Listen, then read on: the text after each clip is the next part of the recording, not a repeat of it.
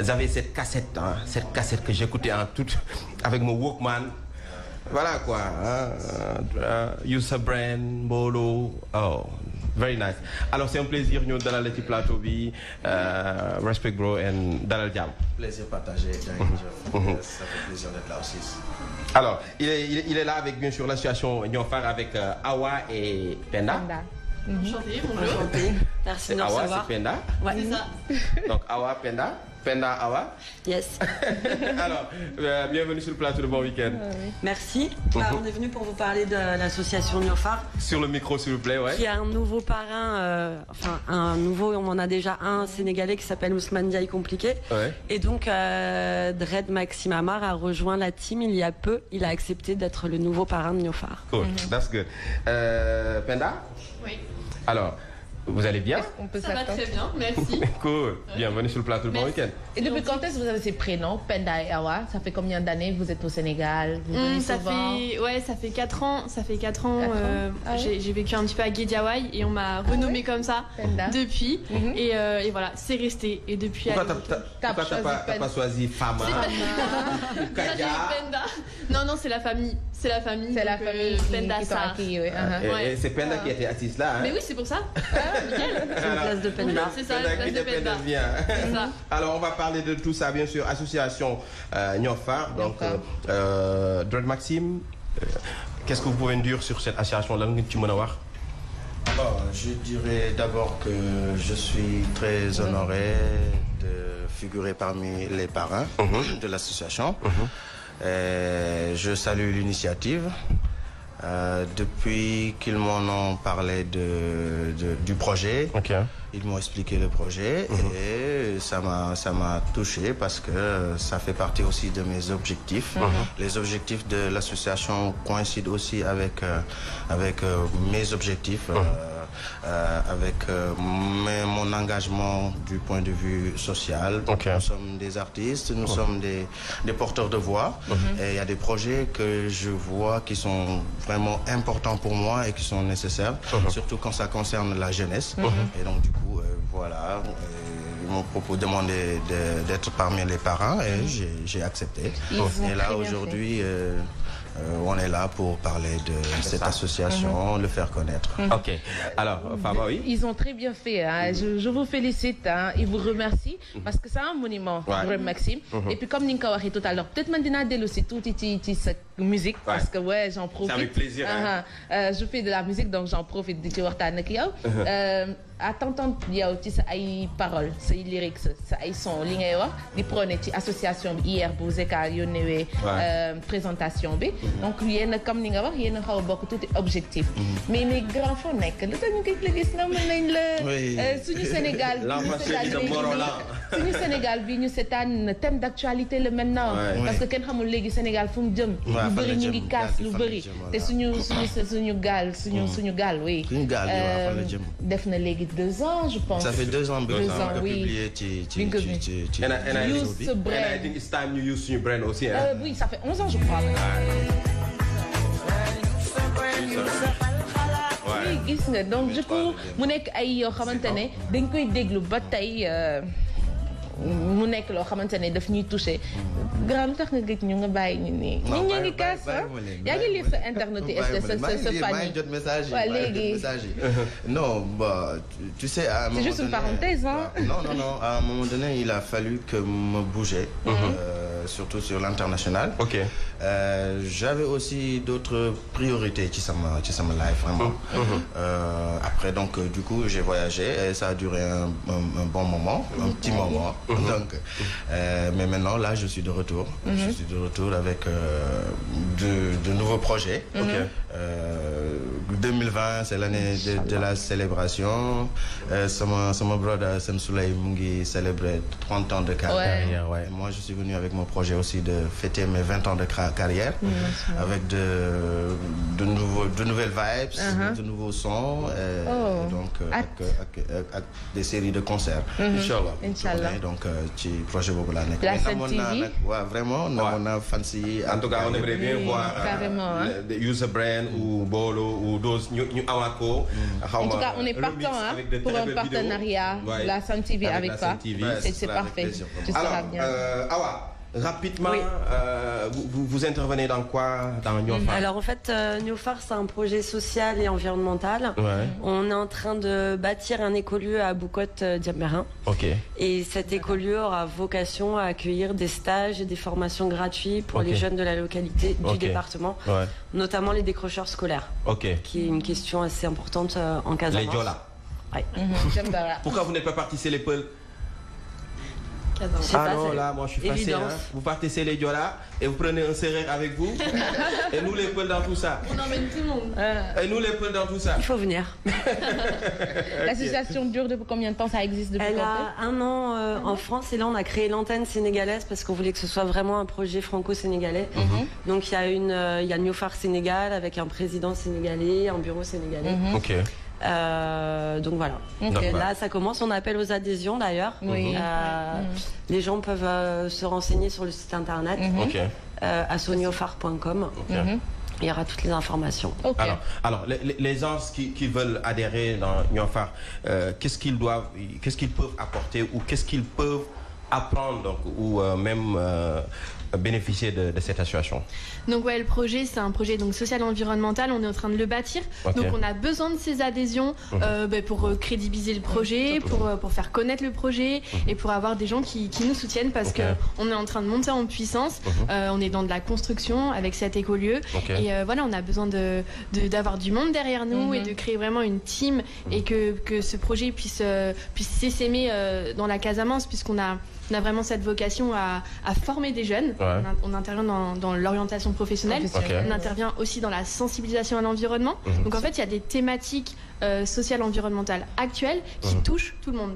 Donc les adhésions, c'est ouvert à tout le monde. Des gens qui veulent se sensibiliser sur l'environnement, qui veulent faire du social, qui veulent participer, mettre la main à la pâte. Et vous les formez dans quel domaine? Alors, pour l'instant, on les forme sur de la construction, parce qu'on est dans cette phase de construction, donc on construit en géobéton, donc de manière écologique. C'est un des points phares de ce projet. Et donc, on est dans de l'accompagnement, de la professionnalisation sur la maçonnerie géobéton. Mais à terme, l'idée c'est de former en fait avec des gens qui ont envie d'intervenir, des professionnels qui ont envie de partager leurs compétences, partager leurs connaissannes et donc on pourra faire des formations en fonction de ces professionnels qui gravitent autour de Niofar. Alors avant que Fama nous donne les infos donc, de la musique d'ici et d'ailleurs, Dread Maxime Amar yow bi nga demee ba gis gars yi foofu à Boucotte ñuy dundee projet bi yan retour nga ci am à travers population bi? Non, pour l'instant, j'ai pas encore. Je suis pas encore allé sur place. Je prépare le déplacement pour aller voir le projet. D'accord. Mais j'ai des photos et les images du projet. Et je pense que le volet stage et formation professionnelle, me touche beaucoup, m'intéresse beaucoup. Et moi-même, je pense que j'irai faire un stage de maçonnerie traditionnelle. Vous savez, moi, je suis maçon, hein? Mais il faut venir. Ouais. Fama, tu es. Je ne savais pas. Tu es surpris? Oui, un peu. La seule chose que je ne fais pas dans ma vie, c'est voler. Ah ouais? Je ne vole pas, mais je fais tout pour gagner ma vie. Métiers, alors. Je suis l'homme aux 12 métiers. Je suis peintre, je suis maçon, donc. Mais je ne suis pas mécanicien. Alors, tout de suite, on va laisser Dread Maxime, Awa et Penda souffler un peu, mais on va bien sûr rester avec la musique, avec Fama. Si c'est bon de l'autre côté, ce sera tout de suite après les jingles.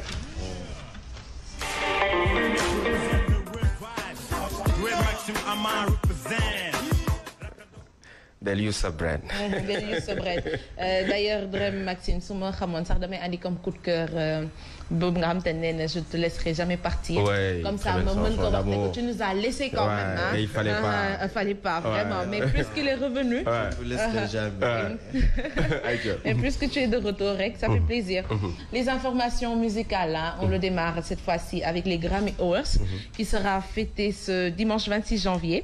mu nekk 62e édition cérémonie yi nga xamante ne moom la ñuy amal fële ci Los Angeles Grammy Awards yeeg moom nag mu nekk na événement boo xamante ne bu mag la pour musique américaine fële ci États-Unis ba buñ la nominé rek dara la ci sa carrière ba tax na ñoom compétition bi déroule foofu à chaque fois donc comme ni ñu koy defee ci lépp li nga xamante ne ay compétition musicale la dafay am meilleur album de l'année am enregistrement de l'année tube de l'année dina bëri catégorie yi nga xamante ne moom la ñuy faral di fay joxe wante on peut retenir que ci cette année Beyoncé nominé nañ ko comme album solo pop Ariana Grande Taylor Swift Meek Mill ñoom ñëpp daal di leen nominé rek te nag Zeka lu ma gën a remarqué ci yëf yi mooy que fii Sénégal da ngay gis koy nominé mu ne la non bu ma nominé parce que boo ma nominé ma gagné maay raw ñi maa leen di gagné wala liñ ma nominé bëri na am daal yoo xamante ne du ñàkk nga koy dégg ci Hip Hop Awards ak ci Raaya Musique aussi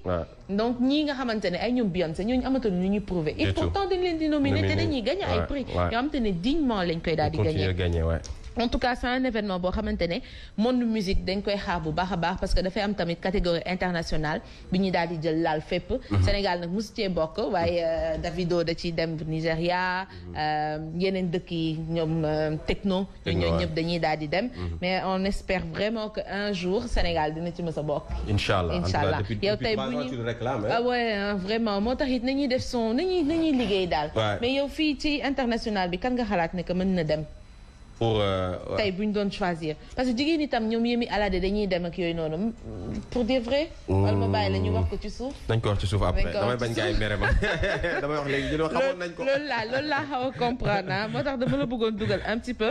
et aussi les nouveaux venus ñoom itamit ñu ngi leen di xaar. et Alicia Keys mën nañu retenir que moom mooy elle assurera la présentation. pour deuxième année consécutive encore. ñu daal di koy tegle. daf koy def nice sax xam nga ñoom dañuy jël ci artistes yi pour ñu daal di présenter.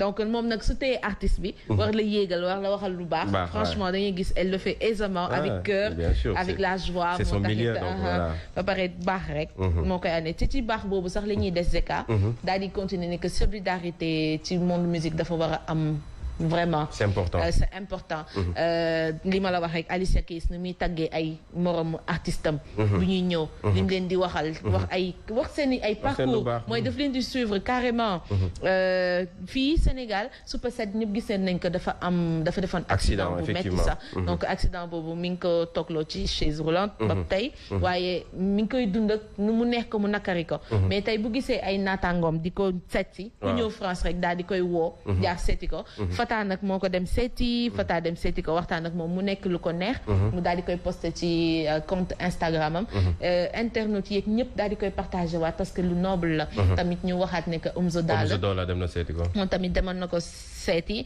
xam naa dinaa dellusiwaat un petit peu ci ñoom ñaar seen relation parce que pour ne pas dire entre guillemets des bêtises mais am na daal lu xewoon ñoom seen diggante donc Omzo Dollar dem na ko seeti ñeneen ak ñeneen pour dire que ne que ba tey fàttewuñu ko xaw na retiré wu un petit peu ndax tey lu ko dal mënoon na dal keneen ku ci nekk mais le fait que rek nga am yitteewu dem seeti ko mooy jàmm bi mi ngi ci ñoom te loolu nag ci wàllum hip hop bi dañ koy seetlu bu baax a baax c'est important ñoom ils sont solidaires très solidaires ils sont vraiment solidaires vraiment ñu jàll ci clip yi nga xamante ne moom moo génn cette semaine ñu commencé kat El Hadj Keita Bin Fall daal macha allah son bi neex na te Zeka Bin Fall nañ ko wax artistes yi dañuy woy ñu yor yi di bàkk ñi nga xamante ne ñoo leen di teral ak yooyu waaye moom mi ngi koy teral ci wàllu biiram la ñu mën a wax ndax Bin Fall la koy jox nee na fiiriir yu baax maak El Hadj nag ñoo xaw a yem roulé air yi El Hadj ci biir yëf yi bu ne fiiriir Bin Fall fiiriir ma mooy loolu mi ngi noonu mais en tout cas son bu neex la nag vraiment son bi neex na El Hadj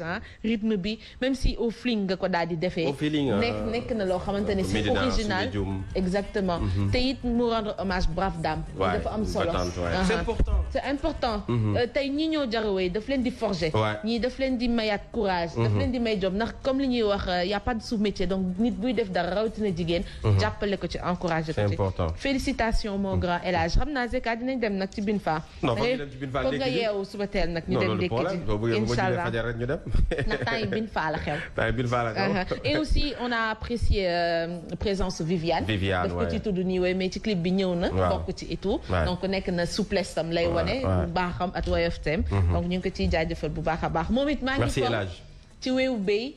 Viviane benn affaire mais bàyyi ma am confirmation bi ñëw ak loolu samedi prochain. daa am jëkkër. non. ah ok.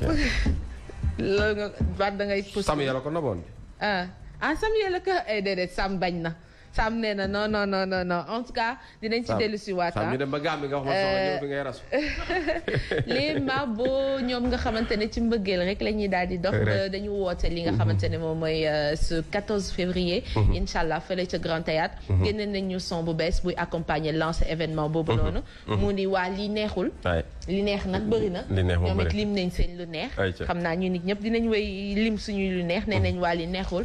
une très belle vidéo comme d'habitude ñoom noonu la ñuy daal di def donc ñu ngi xaar le 14 février fële ca Grand Théâtre inchallah Ease 814 moom itamit génnee na quartier moom la daal di wax moom mis à part big maker bu mu nekk di composer yu bëri parce que maintenant dafa xaw a wàññi sax di composer beaucoup plus pour yeneen naataango mi artiste mi mais bindi na génnee na quartier Ease 814 One Lyrical aussi toujours du côté du hip hop nee na Namel une très belle vidéo j'ai apprécié très belle vidéo très nice j'ai vu hier One Lyrical Namel La Fouine du côté de la France moom itamit nee na première fois extrait de son nouvel album li nga xamante ne moom lay daal di génnee rek album bu prometteur inchallah La Fouine bu dellu si waat li Drake Maxime wax léegi dina ñëw ci projet wu carrière am 20 ans Sen Soleil mi nga xamante ne 30 ans de carrière am lay def lay fêter plutôt moom itamit ci album bi Zeka dafa def retour en arrière moom la daal di def rek nekk na loo xamante ne moom dinaa ko gën a détailler parce que ça sera 9 tubes la ci 9 titre la ci daal di andi te benn bu ci nekk am na histoire donc première fois moom la lancé gum pour lancer album bi mais aussi à Franklish à cause de toi moom la daal di génnee li moo nekkoon li vidéo sorti cette semaine coup de cœur xawoon mënoon naa ko andi ak Drake Maxime Amar mais nañ koy leb ba beneen andi je ne te laisserai jamais mais de beneen yoon inchallah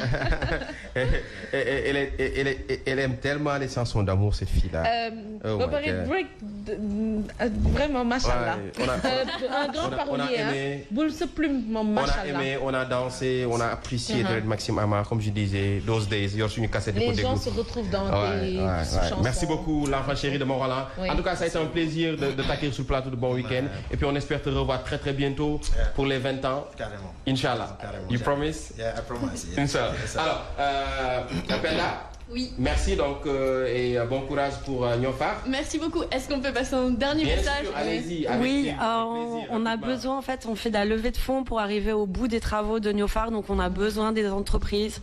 Total, Sénélec, on est là, on a besoin de vous. Ils ont des fondations, ils sont Natel. Voilà, on compte sur eux pour nous aider, aussi, pour accompagner un projet qui est inédit, qui est très fédérateur. D'ailleurs, on en profite pour faire un big up à Cap Skiring, à la jeunesse de Boucotte et au 6e centre de Dakar. La prochaine fois. Tout à l'heure. Tout à l'heure. D'ailleurs, on a un avion à prendre, donc si Air Sénégal peut nous attendre. Réserver mon billet moi aussi. Il faut venir. J'allais venir avec vous. On vous attend. Inch'Allah la prochaine fois. En tout cas, merci beaucoup et puis merci pour ces bonnes choses que vous faites pour les jeunes donc du Sud. Tout de suite, bien sûr, on va regarder la vidéo, bien sûr, des mercenaires pour Transition et les accueillir sur le plateau de Bon Week-end. C'est parti.